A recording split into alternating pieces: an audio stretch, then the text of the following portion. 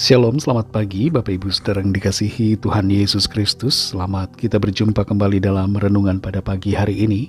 Kita bersyukur karena kasih kemurahan Tuhan Yesus Kristus senantiasa dilimpahkan atas kita, menyelamatkan dan menjamin hidup kita. Sebelum kita mendengarkan renungan firman Tuhan, mari kita berdoa.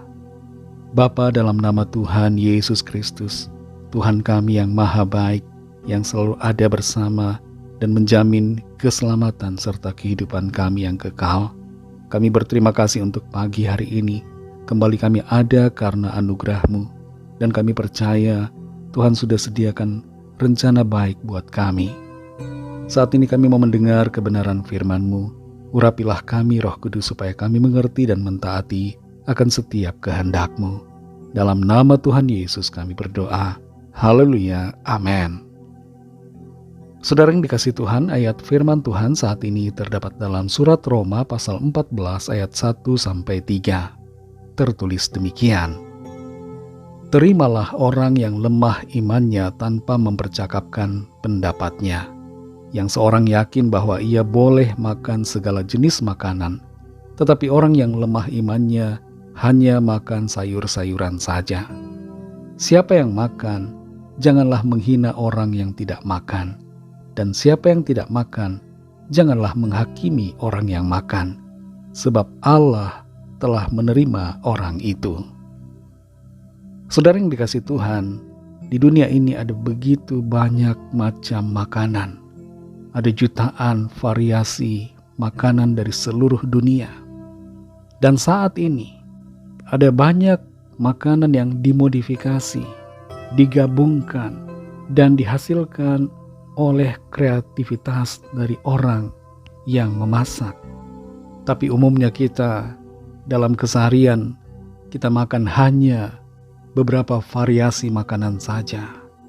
Dan berkaitan dengan makanan, saudara, ada satu hal yang seringkali mengganggu, yaitu soal boleh atau tidak boleh, halal atau tidak halal suatu makanan.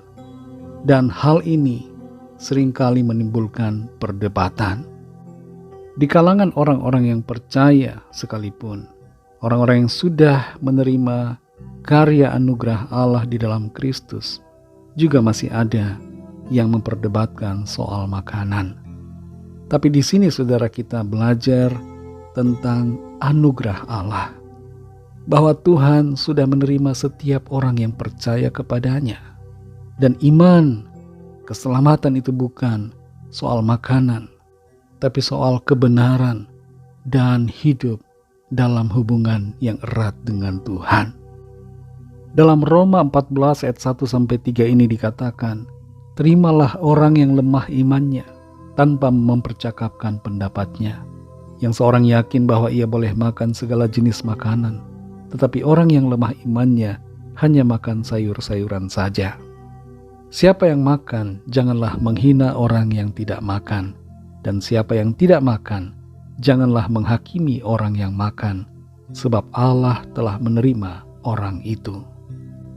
Kita semua diterima oleh Allah karena iman kita kepadanya di dalam Tuhan Yesus Kristus. Dan ini bukan soal makanan apa yang kita makan sehari-hari, bukan pilihan dan bukan soal selera kita, saudara, akan makanan. Tuhan menerima saudara dan saya karena anugerah-Nya.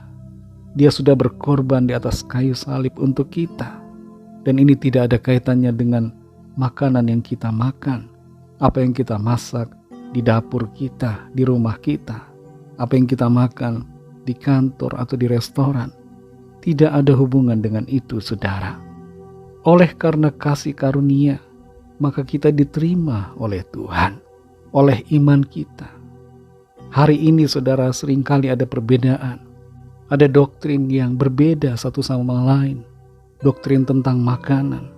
Ada perbedaan tentang cara ibadah. Ada yang beribadah tanpa alat musik. Ada yang beribadah hanya bernyanyi dengan suara vokal saja. Ada yang beribadah dengan pakaian yang sangat formal, dengan pakaian daerah. Tapi ada juga yang beribadah dengan pakaian yang santai.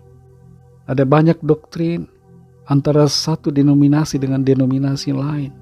yang seringkali membedakan dan bahkan sayangnya memecahkan. Tapi hari ini saudara, kita belajar satu hal tentang anugerah, tentang kasih karunia Tuhan atas kita. Jangan kita menghakimi sesama kita yang percaya, dan jangan kita memandang rendah orang lain yang lemah imannya. Mari fokus pada kesatuan kita di dalam Kristus, meskipun ada pandangan yang berbeda.